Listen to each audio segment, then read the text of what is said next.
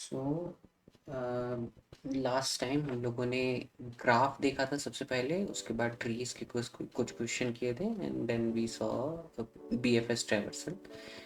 BFS is very important, but today we are looking at DFS. थोड़ा उससे कम used traversal है, but non existing नहीं है. लाइक इसके भी क्वेश्चन होते हैं, कुछ क्वेश्चन ऐसे होते हैं जो सिर्फ DFS से सॉल्व हो सकते हैं, तो उसके लिए देखना ज़रूरी है. I hope you remember BFS traversal कैसे किया था, और specially one of the type of BFS traversal जो हमने किया था वो उसमें किया था जब ट्री के अंदर लेवल ऑर्डर ट्रैवर्सल किया था. जस्ट स्पेशल केस ये था कि उसमें हमें विजिटेड नोड्स मेंटेन करके नहीं रखनी चल रही पड़ रही थी, क्योंकि ट्री में कोई भी लूप नहीं होता. सो दैट मीन्स एक नोड का एक ही पाथ होता है. इसलिए BFS में जैसा हम ट्रैवर्सल स्टार्ट करते हैं तो हमें एक नोड दोबारा कभी एनकाउंटर नहीं होती है. So that was one simplification for tree. And हमने बाइनरी ट्री पे किया था तो उसमें सिर्फ दो ही चिल्ड्रन थे हर नोड के, बट ग्राफ के अंदर एक नोड के मल्टीपल नेबर्स हो सकते हैं, तो वो हमको फॉर लूप लगा के करना पड़ा था. राइट. ये हो गया थोड़ा सा रिकैप. अब हम देखते हैं DFS ट्रैवर्सल कैसे होता है. सो वैसे तो ये ग्राफ्स पे होता है, बट जैसे हमने लेवल ऑर्डर ट्रैवर्सल को देखा था वो BFS ही था, बट वो ट्री पे था. वैसे हम DFS देख रहे हैं जो ग्राफ्स पे होता है, बट हम ट्री पे देख रहे हैं. ठीक. सिमिलरली जैसे हमने BFS ट्रैवर्सल के लिए एक फाइनल वो लिया था, रिजल्ट वाला लिस्ट, एंड एक डेटा स्ट्रक्चर लिया था, तो उसमें हमने क्यू ली थी. इस केस में खाली इतना डिफरेंस होगा कि क्यू की जगह स्टैक हो जाएगा, दैट्स इट. बाकी पूरी प्रोसेस सेम होती है. सो उसके कारण ऑर्डरिंग थोड़ी डिफरेंट हो जाती है. Plus if you remember BFS traversal में लेवल बाय लेवल ट्रैवर्सिंग होती थी, इसलिए उसको लेवल ऑर्डर बोलते थे. दैट मीन्स 4 पहले होता था, फिर 2 एंड 6 होते थे, फिर 1 3 5 हुए थे, फिर 8 9 एंड 7 हुए थे. राइट. यहाँ पे वो ऑर्डरिंग थोड़ी चेंज हो जाएगी. सो देखते हैं पहले वो होता कैसा है. तो सिमिलरली सबसे पहले तो 4 को इंसर्ट करते हैं स्टैक के अंदर, एंड देन 4 को जब पॉप करते हैं स्टैक में से, तो उसको प्रोसेस करते हैं. प्रोसेस करने का मतलब क्या होता है, ये हमने BFS में भी देखा था कि उसके जितने नेबर्स हैं उनको डेटा स्ट्रक्चर में ऐड कर दो, जो कि यहाँ पे स्टैक है. तो स्टैक में उसके दोनों चिल्ड्रंस को मैंने ऐड कर दिया. ठीक. अब ये 4 की प्रोसेसिंग खत्म हो गई, तो 4 अपने फाइनल रिजल्ट में इंसर्ट हो चुका है. ठीक. अभी 2 को पॉप करेंगे. अभी तक कोई डिफरेंस आया नहीं है BFS से. 2 को प्रोसेस करेंगे तो 2 के चिल्ड्रन को ऐड कर देंगे.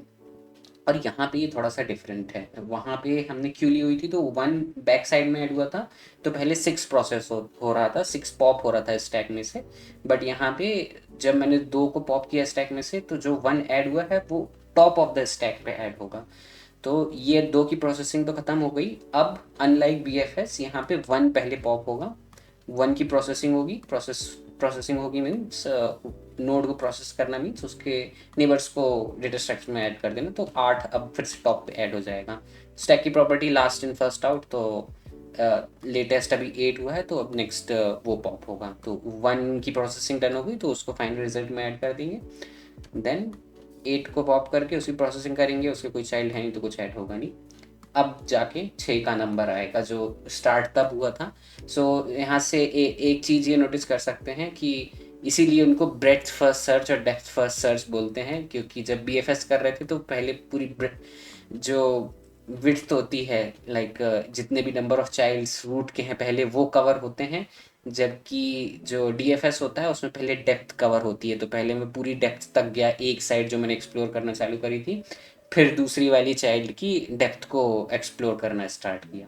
ठीक. 6 को पॉप करूँगा, 6 के दोनों चिल्ड्रन जो हैं उनको ऐड कर लूँगा, एंड 6 की प्रोसेसिंग खत्म होगी तो फाइनल रिजल्ट में ऐड हो जाएगी.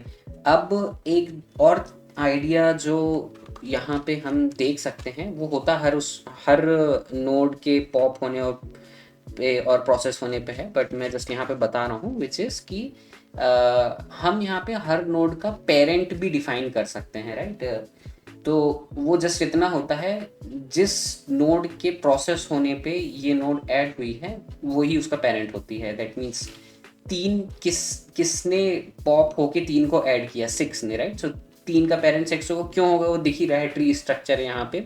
बट जब ग्राफ होता है ना तो उसमें भी ऐसा पेरेंट हम डिफाइन कर सकते हैं, वो DFS इटरेशन का पेरेंट होता है। दैट मीन्स ग्राफ को अगर डायरेक्ट देखो तो उसमें कोई पेरेंट चाइल्ड नहीं दिखता है, अनलाइक ट्री में जैसा क्लियरली हमको दिख रहा है वैसा उसमें नहीं दिखता है। बट आप DFS ट्रैवर्सल जब करोगे तो उसमें जब स्टैक में जो नोड पुश हुई और पॉप होके जब प्रोसेस हो रही थी तो उसने जिन नोड्स को ऐड किया उन सारी नोड्स के लिए मैं बोल सकता हूँ कि उन सबका नोड करंट नोड है जिसने उनको स्टैक के अंदर पुश करवाया है। So this is just term we define और ये यूज़ होती है आगे, इसलिए इसको डिफाइन करना ज़रूरी है। ठीक, अभी ये 3 पॉप होगा, सो 3 के चिल्ड्रन दोनों ऐड हो जाएंगे, obviously front of the stack पे ऐड होंगे। 3 की प्रोसेसिंग खत्म, 3 फाइनल रिजल्ट में ऐड हो गया, 9 हो गया, फाइनली 7 हो गया। इनके चिल्ड्रन है नहीं तो कुछ ऐड होगा नहीं स्टैक में, फाइनली 5 हो गया, 5 का भी कोई चिल्ड्रन नहीं है।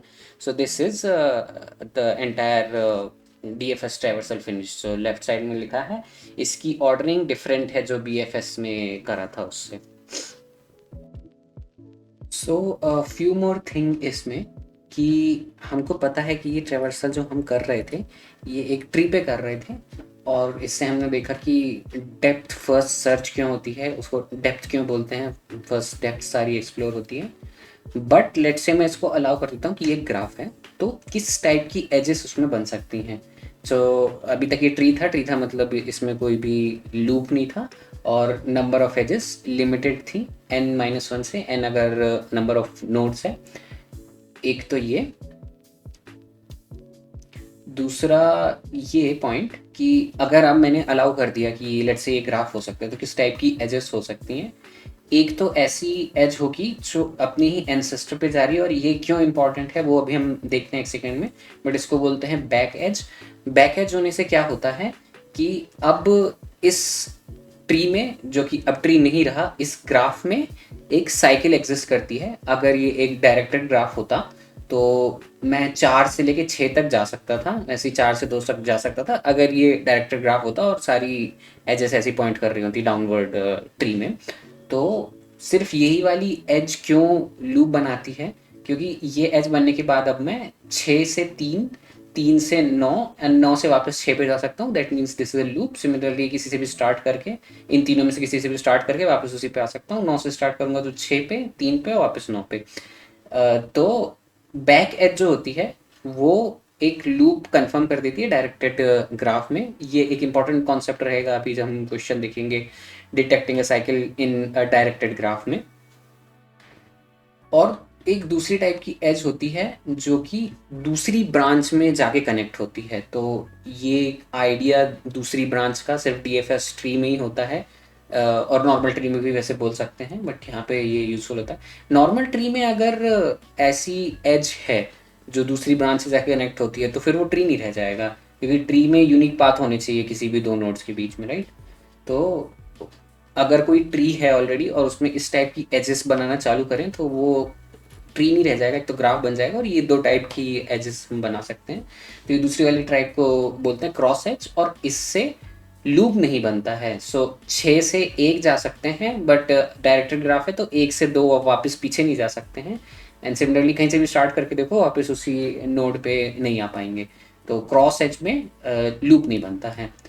सो वन मोर थिंग इसमें, अब इस आइडिया को कैप्चर करने के लिए कि कौन सी बैक एज और क्रॉस एज है, जब हम DFS ट्रैवर्सल करते हैं, सो इफ़ यू रिमेंबर, हम पहले पूरी डेप्थ में जाते हैं। तो जब हम डेप्थ में जा रहे होते हैं ना तो रिकर्सिव कॉल में जैसे 4 से स्टार्ट किया, फिर 2 में गए, पहले 1 पे गए, 8 पे गए, तो जिस जिस नोड पे जाते जा रहे हैं उनको हम ग्रे मार्क करते जाएंगे। तो यहाँ ऐसा कलरिंग का आइडिया हम लगा सकते हैं। ये सारी नोड इनिशियली वाइट थी, जहाँ पे मैंने रिकर्शन स्टार्ट किया, जिस नोड के चाइल्ड पे मैं जाता जा रहा हूँ उनको ग्रे मार्क करता जा रहा हूँ। और जब मैं रिकर्शन खत्म हो जाएगा तो 8 के और कोई चाइल्ड नहीं थे तो रिकर्शन खत्म हुआ, इसका एक्सप्लोरेशन डन हो गया, तो वापस 1 पे 2 पे जाऊंगा, और जब मैं वापस जाता हूँ तब उनको ब्लैक मार्क कर देता हूँ। तो इससे क्या आइडिया होगा कि किसी भी नोड पे मैं पहुंचा, लेट से 8 पे, तो उससे नेक्स्ट नोड अगर 2 थी तो उसका मतलब है कि ये एक बैक एज है। बैक एज है मीन्स मैं एक 8 की जो नेबर नोड है वो अगर ग्रे मिलती है मेरे को, तो मेरे को एक बैक एज मिल गई है, that means there is a cycle. So ये साइकिल डिटेक्शन के लिए काम आता है। बट सिमिलरली अगर एक से मैं कर रहा होता और मेरे को वापस एक एज मिलती जो 2 पे जा रही होती, तो नेक्स्ट नोड मेरे को ग्रे मिलती है और मेरे को पता चल जाता है वो लूप है, जो कि हम देख सकते हैं 1 से 2 और 2 से 1, that is a loop. But अगर वो एज ऐसी होती 1 से लेके 9 पे होती और 9 अभी अनएक्सप्लोर्ड है, तो वो वाइट होती, तो उसको मैं रिपोर्ट नहीं करता एज ए लूप। वो क्रॉस एज होती तो मेरे को पता चल जाता कि अभी लूप नहीं बना है। सिमिलरली तीसरे वाले केस के लिए मान लो 6 से एक नेक्स्ट एज होती 1 पे, जो कि हमने अभी जस्ट देखी थी। तो इस वाले केस में क्या होता, जब मैंने रिकर्शन अपना खत्म कर दिया था 8, 1 और 2 के बाद में, तो मैंने इन नोड्स को ब्लैक मार्क कर दिया था।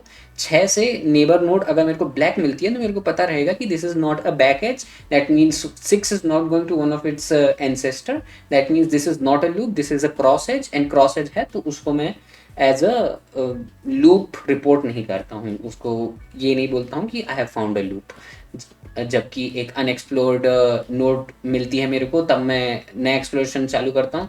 सो पिछले वाले केस में जैसे मैं बता रहा था कि 1 से लेके अगर 9 पे एक मिलती, 9 एक अनएक्सप्लोर्ड नोड थी, तो मैं 9 का एक्सप्लोरेशन स्टार्ट कर देता, लाइक 9 पे जाता और उसके चाइल्ड्स पे जाता।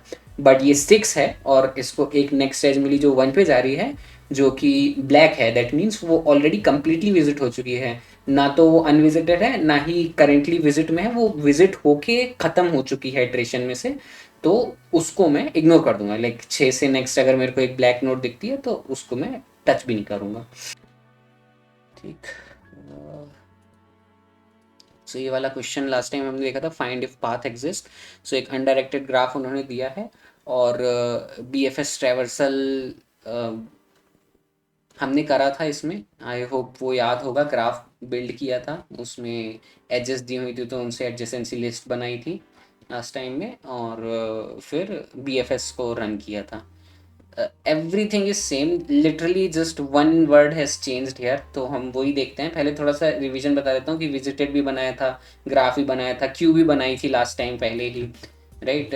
ग्राफ पास किया था, चेक बी एफ एस पास किया था, तो उसमें पहले सारे इनिशलाइजेशन किए थे, क्यू को, विजिटेड को, और विजिटेड ऑफ सोर्स 2 कर दिया, मतलब सोर्स पे वापस आने की ज़रूरत नहीं है, वो सबसे पहली नोट है। एंड देन फिर सोर्स और डेस्टिनेशन के बीच में पाथ चेक करना है, तो उसको पास किया था डीएफएस में चेक करने के लिए, राइट। तो अभी ये, हाँ, जब रन कर रहे थे डीएफएस तो हमने क्यू में ऐड किया था, एंड देन जो भी क्यू पे, जब तक क्यू खाली नहीं होती तब तक रन किया, एक नोड को निकाला। यही हम अभी एग्जैक्टली इसमें भी कर रहे थे अपने डीएफएस में, एक नोड को निकाल के उसको प्रोसेस करेंगे, एंड फाइनली अगर किसी भी पॉइंट पे वो नोड मिल गई जो कि डेस्टिनेशन के बराबर है, तो दैट मीन्स हमें पाथ मिल गया दोनों एसआरसी और डेस्टिनेशन के बीच में। अदरवाइज नहीं मिला। और प्रोसेस का मैं पूरा नहीं बता रहा, लास्ट टाइम जो देखा था वही, इसमें कुछ चेंज नहीं है। सारे उसके नेबर्स को चेक करेंगे, अगर वो अनविजिटेड है तो उसको विजिटेड मार्क करके उसको ऐड कर देंगे क्यू के अंदर, राइट। अभी डिफरेंस क्या है इसमें, सो इफ़ यू सी, वैसे मैं एक ऑनलाइन डिफ भी ओपन कर सकता हूँ, बट यहाँ देखते हैं पहले। So if you see, only difference is, ये वाला जो इम्प्लीमेंटेशन था ये बी एफ एस था, तो इसमें मैंने सिर्फ पोल किया था। पोल करने से क्या होता है, फर्स्ट एंट्री क्यू की निकलती है, मतलब क्यू के फ्रंट से। सो जो सबसे पहले एंटर हुआ वो सबसे पहले निकलता है। इसको मैं पोल लास्ट कर देता हूँ, तो जो लास्ट में एंट्री एंटर हुई है वो सबसे पहले निकलती है, दैट मीन्स ये एज अ स्टैक काम करता है। तो अगर इसको वैसे रीडेबल बनाना है तो इसको ऐसा लिख सकते हैं, make it a stack and then initialize it as stack, and then थोड़े मेथड चेंज करने पड़ेंगे खाली, तो पोल लास्ट नहीं होता, उसमें पॉप होता है, दैट्स इट। सो इतना चेंज करने से वो बी एफ एस से डी एफ एस बन गया। बाकी इसमें इटरेशन, जो ऑर्डरिंग होती है उसका कुछ क्वेश्चन में नहीं था, वो क्वेश्चन हम देखेंगे जिसमें उसकी डीएफएस की ऑर्डरिंग काम आती है। बट अभी इसमें तो खाली इतना ही है कि उसको पोल पोल फ्रॉम द फर्स्ट लोकेशन करने की जगह पोल फ्रॉम लास्ट कर दो, तो क्यू की जगह वो स्टैक हो जाता है, और ट्रैवर्सिंग बीएफएस की जगह डीएफएस हो जाती है। ठीक, आई थिंक ये तो सब वही था। अब हम मेन क्वेश्चन देखते हैं आज के। यस, इसी क्वेश्चन में अभी बी एफ एस हमने देखा था इटरेटिव, ये है DFS ऑल्सो इटरेटिव। अब हम देखते हैं DFS का ही इम्प्लीमेंटेशन, सेम ही क्वेश्चन है बट उसको हम रिकर्सिव कैसे कर सकते हैं। तो स्टैक की जगह अगर मैं रिकर्शन का यूज़ करूँ, stack and recursion are inter related, like every question that you can do with recursion you can also do with stack, क्योंकि recursion internally अपना stack ही implement करता है। तो कुछ questions ऐसे होते हैं जिसमें दोनों आने चाहिए हैं। सो लेट्स सी कि DFS का recursive implementation कैसे होता है। यहाँ लिखा है पार्ट ऑफ इट तो वैसे सेम ही रहेगा, तो जो पार्ट डिफरेंट है उसको देखते हैं। पहले सेम वाला बता देता हूँ। ग्राफ का इम्प्लीमेंटेशन सेम ही है, एजेस दी थी उससे एडजेसेंस लिस्ट सेम टू सेम वैसे ही बनाई है जैसे पहले बनाई हुई थी। ठीक, अब देखते हैं कि डिफरेंस क्या है यहाँ पे। तो DFS की क्लास बनाई है मैंने। क्वेश्चन याद है ना, ये वाला वही है कि एक अनडायरेक्टेड ग्राफ दिया है, उसमें सोर्स से डेस्टिनेशन के बीच में पाथ एग्जिस्ट करता है कि नहीं, ये बताना था। ठीक, DFS का इम्प्लीमेंटेशन से कैसे करेंगे, यस सॉरी, हाँ ओके, ठीक ठीक, हाँ। तो ग्राफ को पास करेंगे एंड देन चेक करेंगे पाथ एग्जिस्ट करता है कि नहीं, सेम अभी तक कुछ चेंज नहीं हुआ है। इनिशियलाइज करेंगे, यहाँ पे मैंने स्टैक क्यों कुछ नहीं लिया है क्योंकि रिकर्शन मेरे लिए वो मेमोरी में रखने का काम करेगा। विजिटेड बनाएंगे, विजिटेड बनाना ज़रूरी है अभी भी। एंड डेस्टिनेशन मेरे को बाद में काम आएगी, तो उसको मैंने क्लास लेवल वेरिएबल की तरह स्टोर कर रखा है। And then run the recursive DFS, store से स्टार्ट किया। तो this would look more in line with जो हमने स्लाइड्स में देखा था। तो DFS इम्प्लीमेंटेशन कैसे कर रहे हैं, नोड को जिसको पास किया है वो विजिटेड है, वन है मतलब विजिटेड है। So if you see visited, मैंने बूलियन की जगह इंटीजर लिया है। बूलियन भी ले सकते हैं ऐसे यहाँ पे क्योंकि एक ही वैल्यू यूज़ हुई है, बट वो कलर वाला क्वेश्चन जो मैं बता रहा था जब वो आएगा तब इंटीजर लेना पड़ेगा। तो उसमें वैसे ले सकते हैं, यहाँ पे तो दोनों, उसमें इंटीजर ही लेना पड़ेगा, यहाँ तो दोनों ले सकते हैं। तो हाँ, ये अगर रिकर्सिव कॉल में सबसे पहली चीज़ चेक करेंगे कि जो नोड आई है वो अगर ऑलरेडी विजिटेड है, दैट मीन सब कुछ नहीं करना है आगे। ये क्रॉस एज से यहाँ आए हो, ये नोड एक्सप्लोर हो चुकी है, you just go back. Node अगर डेस्टिनेशन के बराबर है, दैट मीन्स आप ट्रेवर्स करते करते वहाँ आ गए हो जो आपकी डेस्टिनेशन है, दैट मीन्स आपको पाथ मिल गया, सो you can return true from hair. That is second thing. Third is, अभी ये दोनों नहीं थे, दैट मीन्स अब आप एक नई नोड पे आ गए हो, उसको एज अ मार्क विजिटेड कर दो एंड अपना इटरेशन आगे का चालू करो। तो इटरेशन मीन्स आगे का विजिटिंग चालू करना है। उसके लिए क्या करना है, सारे नेबर्स को कंसीडर करना है नोड के एंड उनके ऊपर BFS चालू करना है। तो ये this is more similar to जो हमने इन ऑर्डर ट्रेवर्सल देखा था, राइट। सो उसमें पहले रूट को विजिट करते थे एंड फिर सॉरी लेफ्ट और राइट को विजिट करते थे एंड देन सेंटर को उसके बीच में करते थे। उससे सिमिलर है ये रिकर्सिव वाला इम्प्लीमेंटेशन DFS का। तो फाइनली नेबर्स को कॉल कर देना है, दैट मीन्स आप चाइल्ड पे जा रहे हो एंड उन चाइल्ड्स में से किसी में एक में डेस्टिनेशन मिल गया तो रिटर्न ट्रू कर दो। बट ये सब करने के बाद, दैट मीन्स आप जिस करंट नोड पे हो उसके सारे चाइल्ड्स को रिकर्सिवली विजिट किया, उसके बाद भी एक भी रिटर्न ट्रू नहीं हुआ। एक भी रिटर्न ट्रू होता ना यहाँ पे, तो मतलब डेस्टिनेशन किसी एक को मिल गया था तो मैं यहाँ रिटर्न ट्रू कर देता, बट एक भी नहीं मिला तो finally I can return false. So this is recursive implementation of DFS। Notice one thing here, यहाँ पे किसी नोड का पेरेंट फाइंड करना बहुत ईजी है। कैसे, आप उसको जब रिकर्सिव कॉल कर रहे हो ना, तो यहाँ जब कॉल कर रहे हो तब तो आपको पता ही है कि चाइल्ड कौन है, तो उसको अगर आपको पेरेंट बताना है तो वो भी आप बता सकते हो। तो आपके हर रिकर्सिव कॉल में आपके पास पेरेंट अवेलेबल रहेगा, यहाँ से आप पेरेंट पास कर सकते हो। और क्या रहेगा, नेबर का पेरेंट वो होगा जो जो करंट नोड है जिसने उसको कॉल करवाया है, वो उसकी पेरेंट रहेगी। तो ऐसे पेरेंट को कॉल कर सकते हो। और सोर्स मतलब रूट नोड होती है सबसे पहली जिसको कर रहे हो, उसका कोई पेरेंट नहीं है, उसको किसी ने डेटा स्ट्रक्चर में ऐड नहीं किया तो उसका -1 रख सकते हो जस्ट फॉर इंडिकेशन कि उसका कोई पेरेंट नहीं है। सो इसमें बहुत ईजी होता है पेरेंट फाइंड करना हर नोड का। ठीक, ये हो गया recursive implementation. I will stop here for a second, उसके बाद हम इसको वो करके यूज़ करके और क्वेश्चंस करते हैं, ऐसे क्वेश्चंस जो DFS से ही इजीली होते हैं। Let's see question. तो ये मेन क्वेश्चन DFS के होते हैं वो वाले, साइकिल डिटेक्शन के। तो अनडायरेक्टेड का देखते हैं पहले, और वो थोड़ा सा सिंपल है डायरेक्टेड से, तो पहले इसको देख लेते हैं। बीएफएस से हो सकता है, बीएफएस पे बाद में चलेंगे, पहले डीएफएस देख रहे हैं तो डीएफएस देखते हैं। लेट्स सी, ये भी यही वाला है implementation. yes, and this is DFS recursive, yes. So just yes, DFS recursive implementation है। अभी क्वेश्चन ये है, you're given an undirected graph with V vertex and E edges represented as 2D vector edges where each entry represent edge I is equals to UV. That means there is an edge between UV and that edge is undirected. That means back and forth you can go.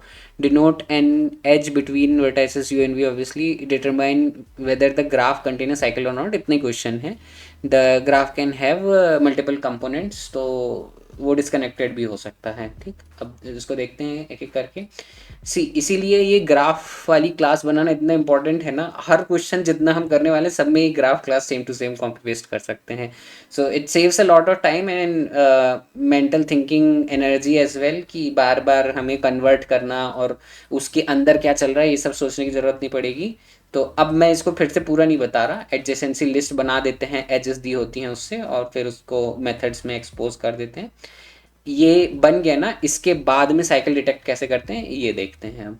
ठीक, हाँ। सो जो undirected graph है, हमने ये देखा था कि directed graph के केस में तो जो बैक एज होती थी सिर्फ उसी केस में लूप बनता था। क्रॉस एज वाले केस में डायरेक्टेड ग्राफ में लूप नहीं बनता था, बट अनडायरेक्टेड अगर ग्राफ है तो उसमें कोई भी एज हो दोनों में से, दैट मीन्स एक भी विजिटेड नोड अगर आपको एनकाउंटर हुई तो आपका लूप बन चुका है। सो यहाँ पे वही चेक करना है। अभी जस्ट हम नेक्स्ट उसी पे चलते हैं, डायरेक्टेड वाले में उसमें कलर की ज़रूरत पड़ेगी, बट अभी तो विजिटेड को बुलियन ही रख सकते हैं। ठीक, तो अभी ये इम्प्लीमेंटेशन रिकर्सिव वाला जो जस्ट हमने देखा था डीएफएस का, वही किया है। ग्राफ रिसीव किया, विजिटेड को इनिशलाइज किया, और ग्राफ के अंदर जितनी नोड है ना एक एक करके उनको चेक किया। अगर वो विजिटेड नहीं है that means we have not run the DFS on that, और इससे we can handle the disconnected component. तो विजिटेड आई नहीं है दैट मीन्स एक भी डीएफएस उस पर नहीं चला है, that means that's a completely new component.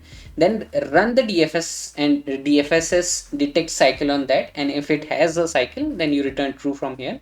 और अब हम इसको देखते हैं कि detect cycle recursive implementation of DFS है वो कैसे चल रहा है। सेम है जैसा अभी जस्ट देखा था पिछले वाले क्वेश्चन में, वही है। सारे नेबर्स पे जाएंगे, और अगर उस जो एडजेसेंट नोड है, लाइक जो उसकी नेक्स्ट नोड है वो वही नोड है जिसने उसको कॉल किया, दैट मीन्स वो अपने पेरेंट की बात कर रहा है, तो वो बैक एज नहीं है, वो जस्ट पेरेंट का ही एज है। और ये सिर्फ इस केस में इसलिए है क्योंकि ये अनडायरेक्टेड ग्राफ था, तो इसमें हमने सारी सोर्स टू डेस्टिनेशन और डेस्टिनेशन टू सोर्स कर दिए। That means child, parent to child एक एज बनाई है, और चाइल्ड टू पेरेंट भी सारी बनाई है हर कनेक्शन के बीच में, राइट। तो वो हमको अवॉइड करना है, तो उसके लिए हम क्या करने हैं, पेरेंट भी साथ में पास करते जा रहे हैं। रिकर्सिव कॉल पे चलेंगे तो पता चलेगा। तो जो एज वापस पेरेंट को पॉइंट कर रही है उसको इग्नोर कर दो, लाइक उसमें कुछ भी चेक करने की जरूरत नहीं है। जो चाइल्ड वाली नोड्स हैं सिर्फ उनको चेक करना है।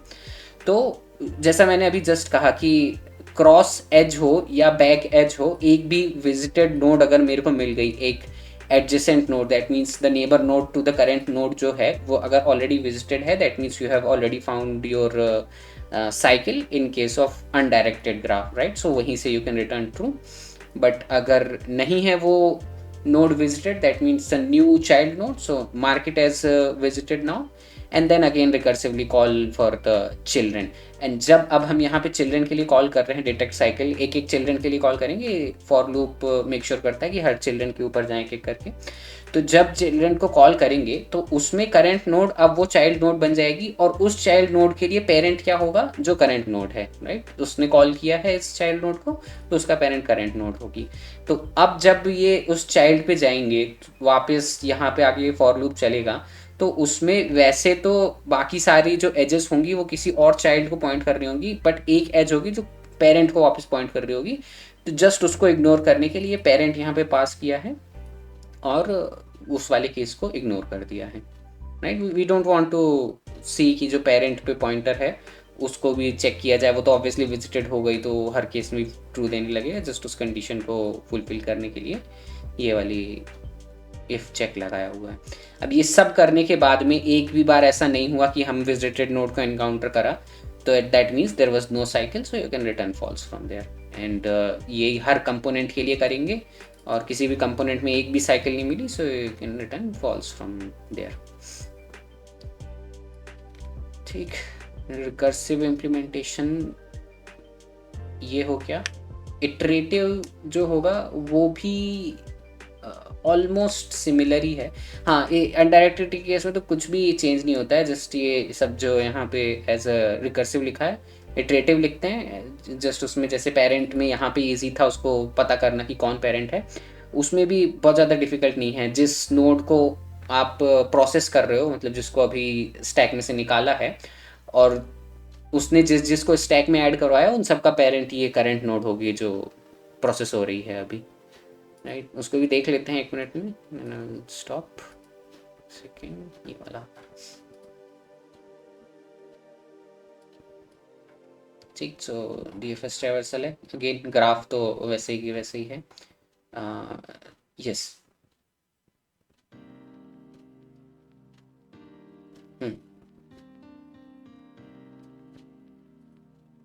सेम, एक सेकेंड में ओपन कर देता हूँ।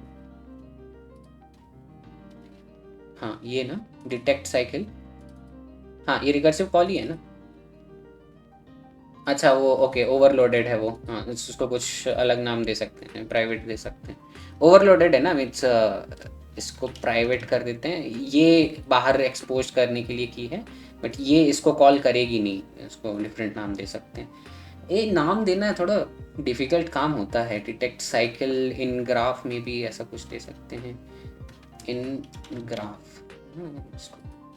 हाँ हाँ, नहीं नहीं, good, yes, it's a good question. In component, तो ये जैसा मैंने बोला था ना, फॉर लूप चलाते हैं, और अगर वो विजिटेड नहीं होती है करंट नोड, तो हम उसमें डिटेक्ट साइकिल करते हैं। तो वो एक कंपोनेंट होता है, और जब ये एक कंपोनेंट को, जैसे मैंने DFS कॉल किया ना, वो उस कंपोनेंट को पूरा, उससे कनेक्टेड जितनी नोड होंगी सबको विजिट करके आएगा। तो नेक्स्ट टाइम जब हम यहाँ लूप में आएंगे, फिर जो अनविजिटेड मिलेगी ना, वो एक कम्प्लीटली आइसोलेटेड कंपोनेंट की होगी। तो इसलिए आई थिंक ये नाम एक्चुअली बेटर रहेगा, डिटेक्ट साइकिल इन कंपोनेंट। तो रिकर्सिव में भी इसको कर सकते हैं। और ये डिटेक्ट साइकिल इन ग्राफ, तो ये पूरे ग्राफ में करता है actually. This is good naming now. ठीक, वो वाला देख लेते हैं एक बार, इटरेटिव वाला।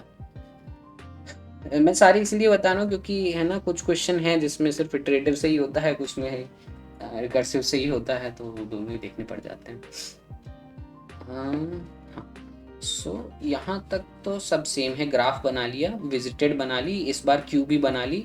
ये इम्प्लीमेंटेशन वैसे ही है जैसा इटरेटिव पहले देखा था। चेंज कहाँ आता है, सिर्फ चेंज आता है इसमें प्रोसेस करते टाइम।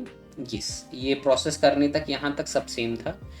उससे पहले एक चेंज था ये वाला, ये पेरेंट बनाया है खाली, ऐड कुछ नहीं किया है उसमें। बाय डिफ़ॉल्ट -1, मतलब अभी किसी का कोई पेरेंट नहीं पता है, तो इनिशियलाइज ऐसी खाली कर दिया। यस, जब प्रोसेस कर रहे होते हैं उस टाइम पे सारे नेबर्स पे एक एक करके जाते हैं। नेक्स्ट नोड जब निकाली, तो उसको मैंने स्टैक में से निकाली है, DFS है तो स्टैक में से निकाला। वो विजिटेड नहीं है तो उसको मार्क कर दिया, क्यू में ऐड कर दिया। क्यू लिखा है बट ये एज अ स्टैक काम कर रही है, क्योंकि यहाँ से मैं पोल लास्ट कर रहा हूँ।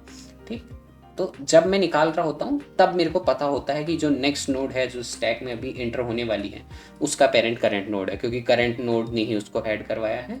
यहाँ से मेरे को पेरेंट पता चल जाता है, राइट। और finally only other thing is कि जब मैं किसी नोड को प्रोसेस कर रहा हूँ तो उसके सारे नेबर्स को देख रहा हूँ।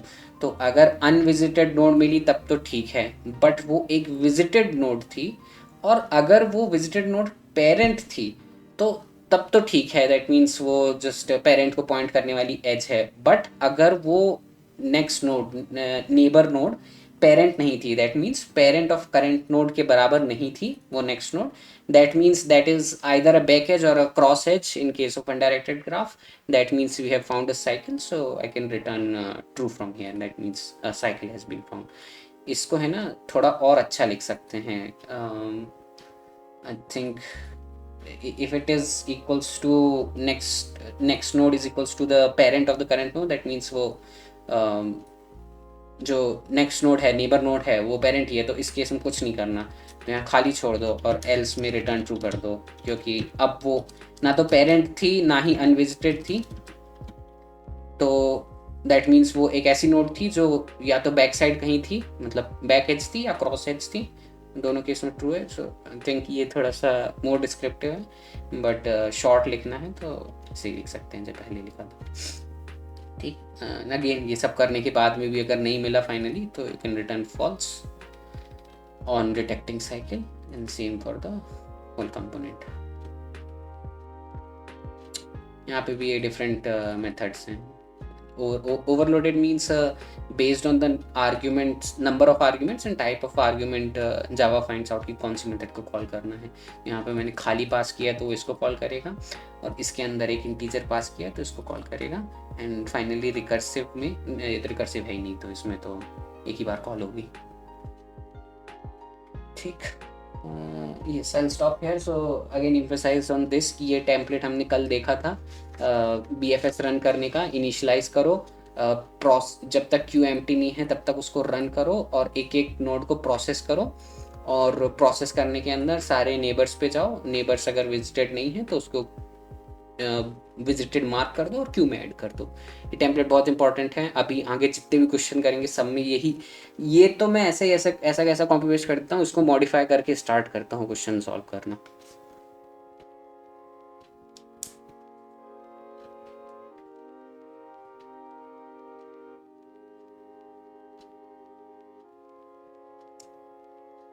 ओके, फिर एक और पॉइंट बता देता हूँ, अभी हम वो कर नहीं रहे हैं, कि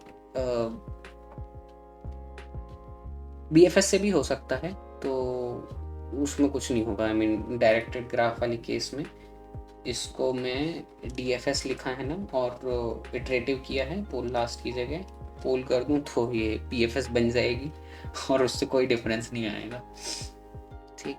तो इसको छोड़ो, अब फाइनली क्वेश्चन पे चलते हैं जिसमें कलर्स यूज़ होते हैं, और ये थोड़ा सा ज़्यादा डिफिकल्ट है पहले वाले से, तो ध्यान से देखना।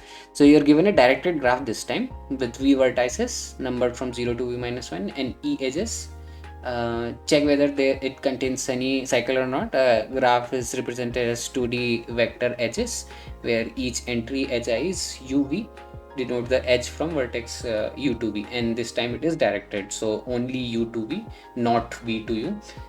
ग्राफ बनाने में एक डिफरेंस आ जाएगा यहाँ पे, ये तो दूसरी वाली इम्प्लीमेंटेशन DFS खोल, yes this is DFS,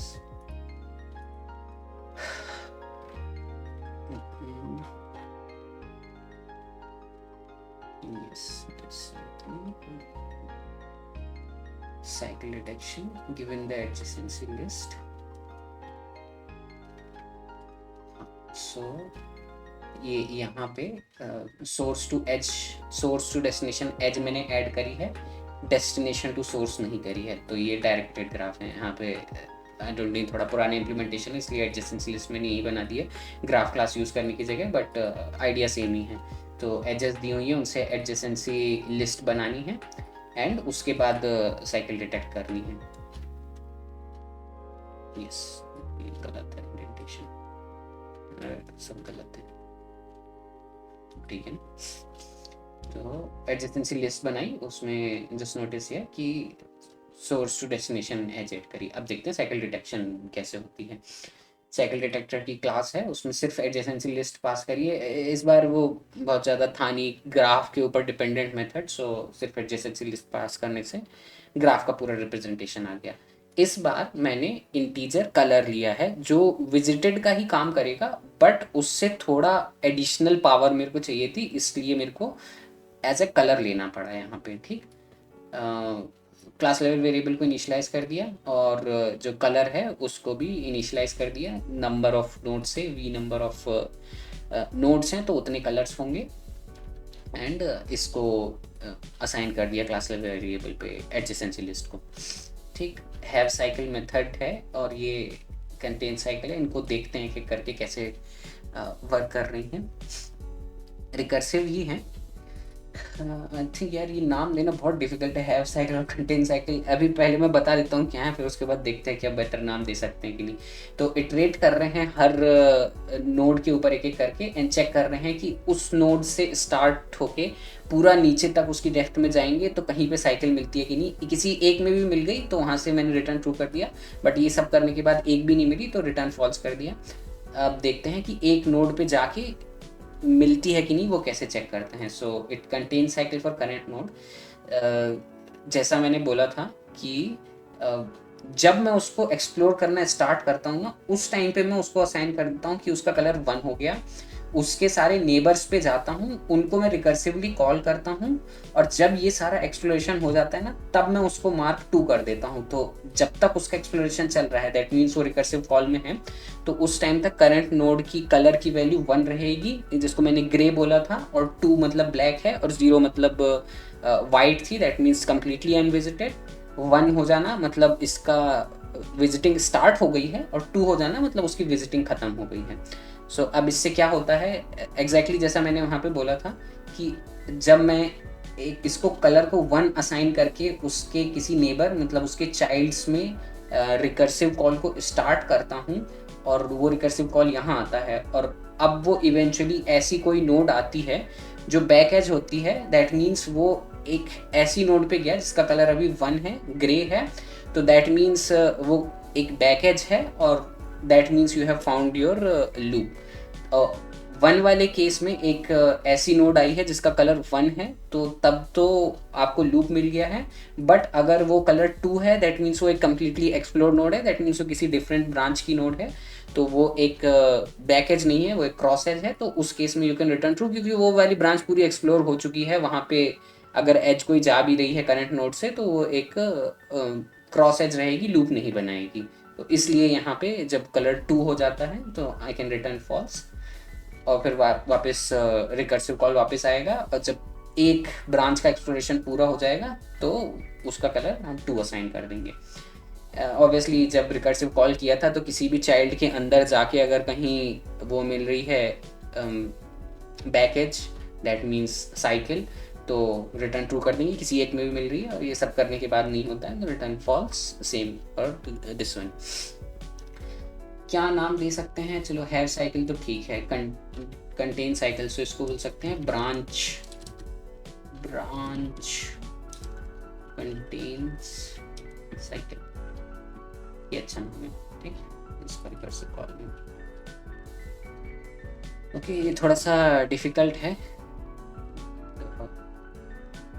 important है ये वाला, और क्वेश्चंस में भी उसमें यूज़ होगा। ये DFS का एक इम्पॉर्टेंट एग्जांपल है। DFS यूज़ करके ही कर सकते हैं इसको, इटरेटिव DFS करके या इटरेटिव BFS करके करना इसको पॉसिबल है, बट बहुत डिफिकल्ट है। उसमें कुछ सिमुलेट करना पड़ता है कि जो अभी एक्सप्लोर हो रही हैं नोड्स, वो उसके चाइल्ड्स जब मतलब एक्सप्लोर होते हैं तो किसने इसको इंसर्ट किया था, पूरी ब्रांच कितनी थी। आई मीन वो बहुत कॉम्प्लिकेटेड होता है, तो वो कभी पूछते नहीं हैं, प्लस आई डोंट नो कि वो कहीं पे इम्प्लीमेंटेशन मिलेगा अभी। Okay, I will stop here for a second. Question है, बट उसका एक और सॉल्यूशन होता है, वो हम देख सकते हैं, बट आई थिंक उसको टोपोलॉजिकल सॉर्टिंग के टाइम पे देखना ज़्यादा बेटर रहेगा। ठीक है, तो हम नेक्स्ट क्वेश्चन देख सकते हैं। इसके अलावा ये देख लिया रिकर्सिव BFS, तो यही वाला क्वेश्चन है ना, directed acyclic graph. So as I said कि इटरेटिव वाले डिफिकल्ट होते हैं। रिकर्सिव DFS हमने देख लिया, और एक होता है खान्स एल्गोरिथम, जो BFS का डिफरेंट टाइप का वर्जन है। तो वो भी यूज़ किया जा सकता है डायरेक्टेड ग्राफ में साइकिल डिटेक्ट करने के लिए, उसको हम बाद में देखेंगे। उससे पहले हम देखते हैं टोपोलॉजिकल सॉर्टिंग कैसे चलती है। तो हम इसी के अंदर देख सकते हैं वैसे कि खान्स एल्गोरिथम कैसी होती है, और फिर इसी के अंदर जो इम्प्लीमेंटेशन करेंगे उसको वहाँ डिटेक्ट साइकिल में भी लगा सकते हैं, ठीक। तो so you are given a directed acyclic graph of v nodes and e edges के फॉर्म में ही दिया हुआ है। You have to return the topological sort for the given graph. Topological sorting of a directed acyclic graph is a linear ordering of vertices such that every directed edge uv vertex u comes before v in the ordering. So किसी type का graph जैसे ये दिया हुआ है, ऐसा देखते हैं unit example. Note as there are multiple topological order possible. So ये हमने आई थिंक उस दिन देखा था जब हम डायरेक्टेड साइक्लिक ग्राफ पहले दिन देख रहे थे, कि एक ऑर्डरिंग अगर मेरे को डिफाइन करनी है जिसमें वो सारी नोड्स जिनसे आउटगोइंग एज है वो पहले विजिट होनी चाहिए कंपेयर टू जिन पे इनकमिंग एज है उस पर, राइट। सो ये हमने देखा था कि सिर्फ इतनी कंडीशन लगाने के बाद में मल्टीपल टाइप के ऑर्डरिंग पॉसिबल हो सकते थे। So multiples are possible, so they said कि उनमें से कोई भी रिटर्न कर दो। तो एक एग्जांपल देखते हैं, जैसे ये वाला डायरेक्टेड साइक्लिक ग्राफ है, इसमें साइकिल नहीं है और ये डायरेक्टेड है। तो उन्होंने एजेस यहाँ पे दी हुई हैं, तो ग्राफ का उन्होंने डायग्राम बनाया है। अब हमको एक वो बताना है topological sorting. So one of them could be 4 5 0 1 2 3। तो नोटिस करो अगर यहाँ पे 4 जैसे इन्होंने सबसे पहले किया है तो उस पर इनकमिंग एज कोई नहीं है, तो हम कोई भी नोड तब तक विजिट नहीं कर सकते जब तक उस पर इनकमिंग एजेस जो हैं, लाइक उस पर इनकमिंग एजेस हैं और जो एजेस उस पर इनकमिंग है वो जहाँ से आ रही हैं वो अभी तक विजिट नहीं हुई हैं। That's the idea of topological sorting. इसका सॉल्यूशन देखते हैं, आई थिंक उससे क्लियर हो जाएगा। और अब हम इसमें दूसरी वाली खान्स एल्गोरिथम देख रहे हैं, ठीक। तो लेट्स सी कि टोपोलॉजिकल सॉर्टिंग कैसे कर सकते हैं खान्स एल्गोरिथम्स को यूज़ करके। सो आइडिया क्या था टोपोलॉजिकल सॉर्टिंग का, कि कोई भी नोड तब तक विजिट नहीं होनी चाहिए जब तक वो सारी नोड्स विजिट नहीं हो जाती जो एक इनकमिंग एज फॉर्म करती है करंट नोड पे। सो इसका मतलब ये है कि 4 तब तक विजिट नहीं होनी चाहिए जब तक 0 और 1 विजिट नहीं हो गई। इसको दूसरे टर्म में हम डिपेंडेंसी भी बोल सकते हैं कि 4 की डिपेंडेंसी है 0 और 1 पे। दैट मीन्स 4 डिपेंड्स ऑन 0 और 1। दैट मीन्स कि 4 जब तक एग्जीक्यूट नहीं होगी, वही मतलब जो प्रॉब्लम स्टेटमेंट में लिखा हुआ है। खान्स एल्गोरिथम का आइडिया इतना सिंपल है, सारी जो नोड्स हैं उनकी इंडिग्री कैलकुलेट कर लो, मतलब जितनी एजेस उस पर आ रही हैं, और 0 से स्टार्ट करो। 0 वाली इंडिग्री नोड्स को पहले क्यू में पुश कर लेंगे, फिर एक एक करके उनको पोल करेंगे। जब उनको पोल करेंगे तो उसको प्रोसेस करेंगे। प्रोसेस करना है सिमिलर टू जो अभी तक हम देखते आ रहे हैं। तो उससे आउटगोइंग एजेस जो हैं, सो फॉर एग्जांपल 6 से ये वाली दोनों आउटगोइंग एजेस हैं, जब 6 को क्यू में डाल के पोल करेंगे और उसको प्रोसेस करेंगे तो ये एजेस जहाँ जहाँ जा रही हैं उन सारी नोड्स की इंडिग्री को एक एक कम कर देंगे। क्यों कर देंगे? क्योंकि हमको पता है कि एक नोड जो उस पर इंडिग्री बना रही थी वो कम हो गई है, तो डेस्टिनेशन की इंडिग्री को एक कम कर देंगे। तो इसी तरह हर नोड की जब सारी इंडिग्रीज कम हो जाएंगी, मतलब वो सारी नोड्स प्रोसेस हो गई हैं जिस पे वो डिपेंड करती थी, दैट मीन्स वो अब करंट नोड भी विजिट हो सकती है। सो जब भी उसको डिक्रीज करेंगे तो चेक करेंगे कि अगर वो आउटगोइंग एज नेबर नोड जिसको मैं अभी कम कर रहा हूँ इंडिग्री को, तो वो अगर 0 हो गई है तो उसको भी क्यू में ऐड कर देंगे। So that's the idea. ये एग्जांपल देखते हैं, इससे क्लियर हो जाएगा। हर नोड की इंडिग्री कैलकुलेट करनी है। 6 पे तो कोई इंसिडेंट एज है नहीं तो उसकी तो 0 हो गई। ये नोड जिसका इंडेक्स 0 है उस पर एक इंसिडेंटल एज है तो इसकी इंडिग्री 1 हो गई। सिमिलरली इस पे 1 है तो इसकी 1 हो गई। 4 वाली नोड की 2 इंसिडेंट एज है तो इसकी इंडिग्री 2 हो गई। सिमिलरली बाकी सबकी भी कैलकुलेट कर सकते हैं। 2, इसकी भी 2, ये वाली लास्ट नोड की इसकी भी 2। अब एक क्यू बनाएंगे।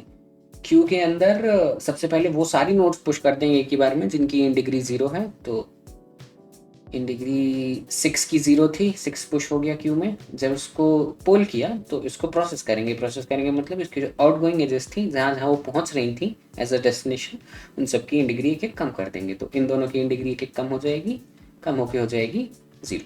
सो जिन जिन की 0 हो गई है अभी नई नई, उन सबको क्यू में पुश कर देंगे। तो नोड जिनके इंडेक्स 0 1 है वो क्यू में पुश हो जाएंगी।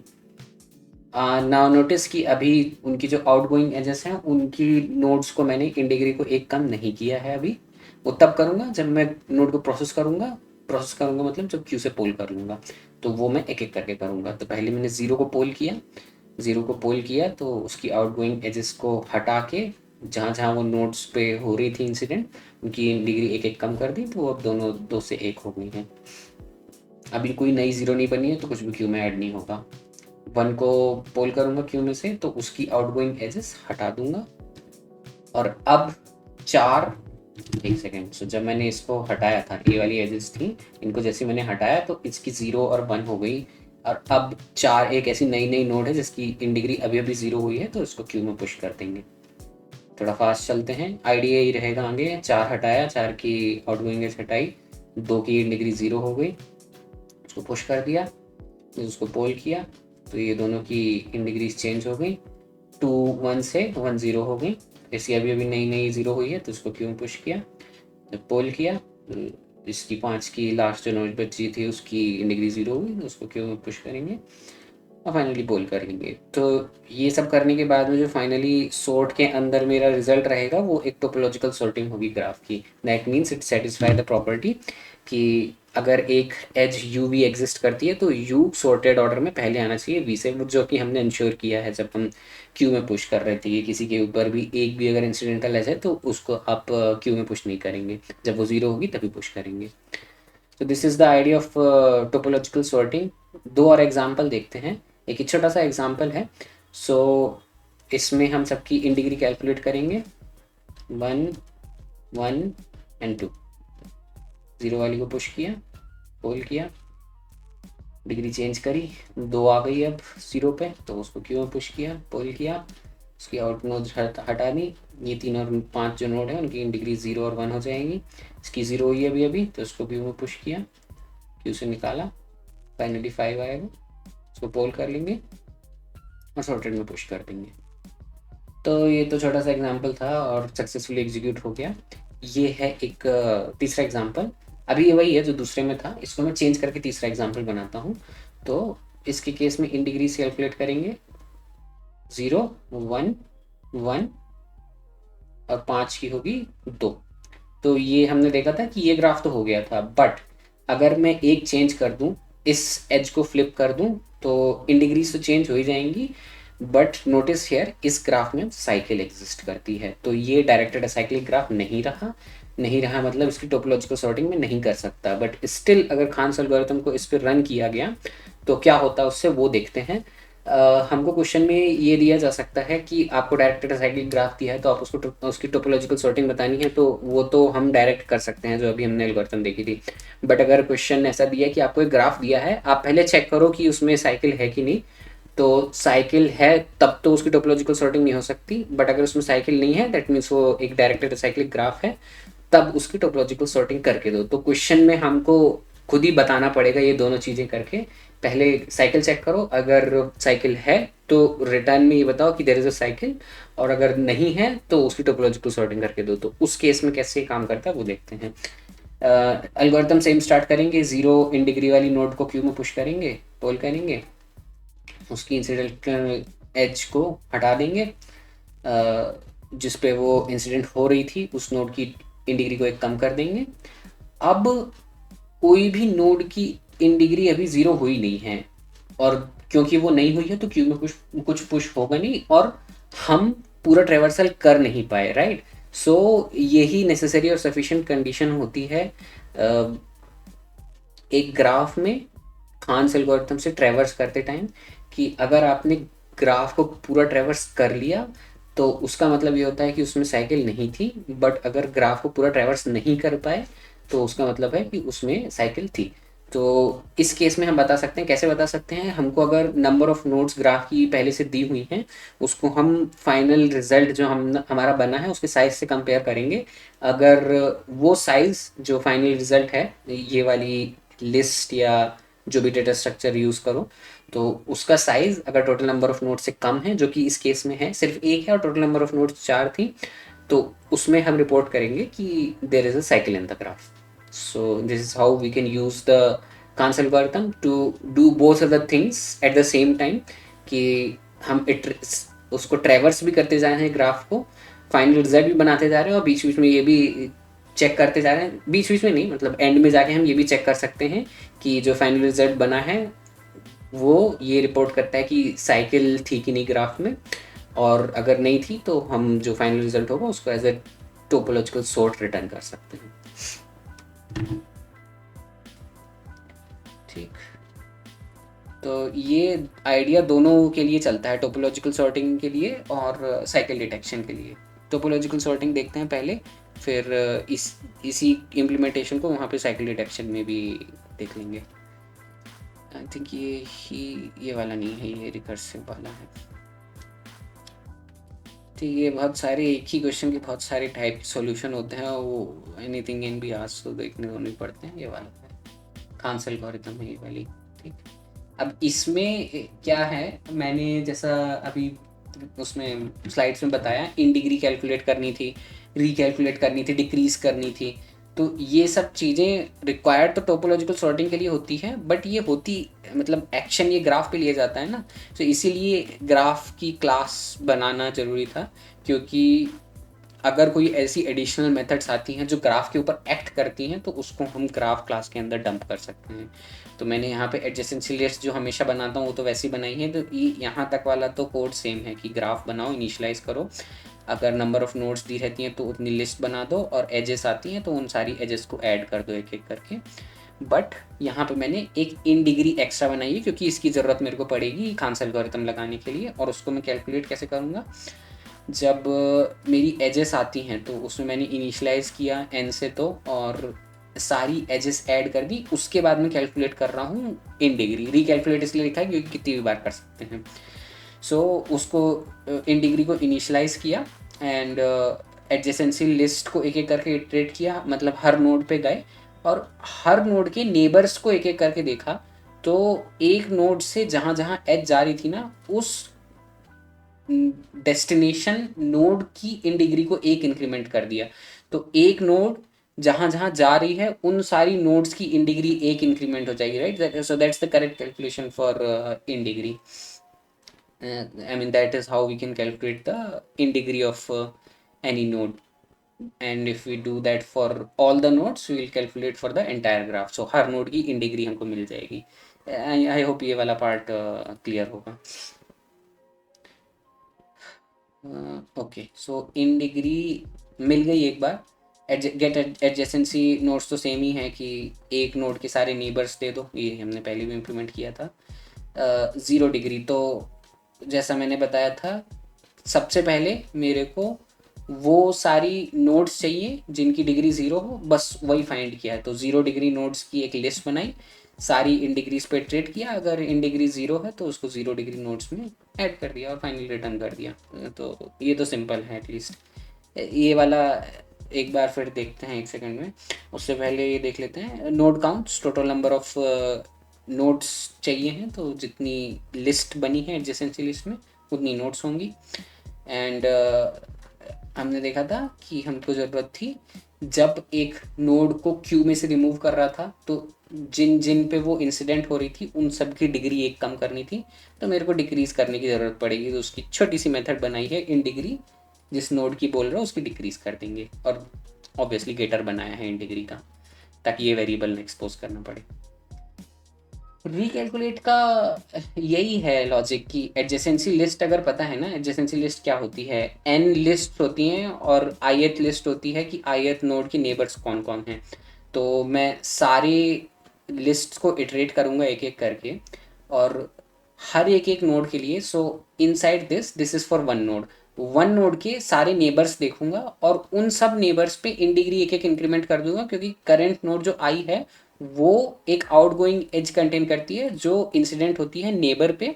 सो इसलिए नेबर की इनकमिंग इन डिग्री एक इंक्रीमेंट हो जाएगी because of this ith node. ठीक, दिस इज द ये अभी सब प्री वर्क था वो कैलकुलेट करने के लिए इन डिग्रीज को। अब लगाते हैं टोपोलॉजिकल सॉर्टिंग। ठीक, टोपोलॉजिकल सॉर्टिंग ऑलमोस्ट बीएफएस जैसी होती है। एक ग्राफ मैंने जब बना लिया तो अब मैंने टोपोलॉजिकल सॉर्टिंग क्लास बनाई है, उसके अंदर गेट टू सॉर्ट मेथड बनाई है जिसमें सिर्फ ग्राफ पास करना हूँ मैं, और ग्राफ को क्लास लेवल वेरिएबल पे असाइन कर दिया। स्टार्ट नोड्स, कौन सी नोड्स होंगी जो क्यू में बाय डिफ़ॉल्ट चली जाएंगी? ऐसी नोड्स जिनके ऊपर कोई डिपेंडेंसी नहीं है, लाइक उनको क्यू में पुश करने के लिए, उनको प्रोसेस करने के लिए कोई भी अदर नोड प्रोसेस करने की ज़रूरत नहीं है। सो ऐसी नोड्स वो होंगी जिनकी इन डिग्री 0 है। सो जस्ट इसीलिए मैंने ये मेथड बनाई थी, ग्राफ में से 0 डिग्री वाली नोड्स निकाल लो, वो हो गई हमारी इनिशियल नोड्स, उनको तो क्यू में वैसे ही पुश कर दिया। तो ये हमने देखा था सबसे पहली नोड जो थी उसकी इन डिग्री 0 थी, तो उसको क्यू में पुश, उन सब नोड्स को क्यू में पुश कर सकते हो बाय डिफ़ॉल्ट। वहाँ उसके बाद से एक्चुअल इम्प्लीमेंटेशन स्टार्ट होगा एल्गोरिथम का। ठीक, सॉर्टेड नोड ये जो फाइनली जो रिजल्ट होगा उसमें मैं डंप करूँगा, उसके लिए बनाया। And number of nodes process, ये साइकिल डिटेक्शन के लिए, इस वाले इम्प्लीमेंटेशन में इसकी ज़रूरत नहीं पड़ेगी ऐसे। अब जब तक क्यू एम्प्टी नहीं होती एक एक करके उसको एम्प्टी करेंगे। एम्प्टी करने के लिए क्या करेंगे, क्यू में जो वैल्यू सबसे आगे है उसको पोल करेंगे, वो हो गई करंट नोड। करंट नोड को एक तो फाइनल रिजल्ट में ऐड कर दिया, दूसरी चीज़ उसको प्रोसेस करने के लिए भेज दिया। और प्रोसेस हर बार हम कर रहे हैं बीएफएस में, डीएफएस में एक नोड को निकालते हैं, प्रोसेस करते हैं, ऑलमोस्ट हर बार सेम ही रहता है प्रोसेस करने का तरीका। और total number of nodes process एक इंक्रीमेंट कर दी। प्रोसेस नोड कैसे करते हैं वो देखते हैं एक सेकंड में। ठीक, प्रोसेस नोड करने के लिए क्या करना है, जो नोड आई है वो, और क्यू जिसमें से निकाली है इसमें वैसे इंसर्ट करेंगे वैल्यूज़, क्योंकि यहाँ पे मैंने लोकल लेवल वेरिएबल बनाया है, बट इसको क्लास लेवल वेरिएबल भी बना सकते हैं, तो फिर यहाँ पास करने की ज़रूरत नहीं पड़ेगी। बट अगर वो ऐसा है तो नोड को प्रोसेस करना हमेशा जैसे ही है। जो नोड आई है जिसको प्रोसेस करना है उसके सारे नेबर्स को, उसकी एडजेसेंट नोड्स को एक एक करके देखेंगे। सिंस प्रोसेस करना यहाँ पे ऐसा है कि करंट नोड जो है जिसको प्रोसेस कर रहा हूँ वो हटा दी गई है ग्राफ में से, तो उसके जो जो नेबर्स थे ना उनकी इन डिग्री एक एक कम हो जाएगी, और उसके लिए मैंने ये मेथड बनाई थी डिक्रीज डिग्री। सो उन सब नेबर्स की डिग्री में एक एक कम कर दूंगा। और फाइनल चीज़ जो हमने देखी थी कि जिसकी मैं डिग्री अभी रिसेंटली नई कम कर रहा हूँ, वो अभी अगर लाइक डिक्रीज करने के बाद 0 हो गई है तो उसको क्यू में ऐड कर दो, क्योंकि वो अब एक ऐसी नोड बन गई है जो इंडिपेंडेंट है। उसकी सारी जितनी भी डिपेंडेंसीज थी वो क्लियर हो चुकी हैं, वो प्रोसेस हो चुकी हैं, तो अब ये न्यू नेबर नोड रेडी है क्यू में जाने के लिए, तो उसको क्यू में ऐड कर दिया फाइनली। तो प्रोसेस का इम्प्लीमेंटेशन थोड़ा सा चेंज है कंपेयर टू यूजुअल बीएफएस, बाकी तो सब सेम ही है। तो इस वाले क्वेश्चन में तो उन्होंने बोला नहीं था कि साइकिल हो सकती है, तो हमें ज़रूरत पड़ी नहीं साइकिल डिटेक्ट करने की। बट मैंने वो लास्ट वाले एग्जांपल 3 में जैसा बताया था कि जितनी भी मैंने फाइनल रिजल्ट यहाँ पे सॉर्टेड नोड्स बनाया है उसकी नंबर ऑफ नोड्स जो प्रोसेस हुई हैं वो अगर टोटल नंबर ऑफ नोड्स के बराबर नहीं है, that means there was a cycle and I was not able to process traverse the entire graph, and in that case you just return an empty list, otherwise return the sorted nodes. तो हम इसमें वैसे add कर ही रहे हैं ना, तो अलग से काउंट रखने की ज़रूरत है नहीं। तो इसको अगर मैं हटा दूं तो sorted nodes डॉट साइज से भी कंपेयर कर सकता हूँ, and that would also be fine. This will be sorted topological sorting of a graph using Kahn's algorithm. अभी एक चीज़ देखना, ये मैंने पूरी सॉर्टिंग करी है, but as a by product मेरे को ये भी पता चल गया कि इस डायरेक्टेड ग्राफ में साइकिल थी कि नहीं।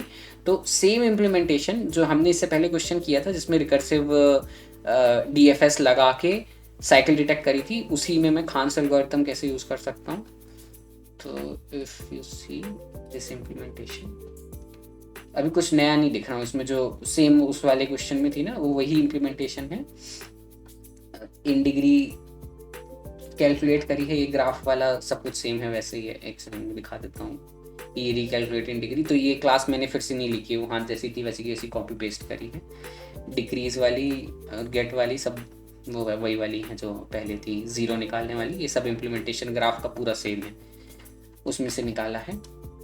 ओनली चेंज यहाँ पे क्या किया है, यहाँ पे आई वॉज केयरिंग अबाउट कि साइकिल डिटेक्ट करती हैं, तो क्यू वैसी बनाई है, स्टार्ट नोट्स वैसी डाली हैं, प्रोसेस नोट्स वैसी करी हैं, number of notes process count करा है कितनी हो गई हैं, अगर वो टोटल नंबर ऑफ नोट्स के बराबर नहीं थी that means there was a cycle, so return true from here, otherwise return false. So ये दोनों इम्प्लीमेंटेशन है मेरे हिसाब से। तो जो पहले वाला था ना रिकर्सिव डीएफएस वाला जिसमें 2 कलर किए थे, वो थोड़ा ज़्यादा डिफिकल्ट था, ये वाला थोड़ा ज़्यादा ईजियर है।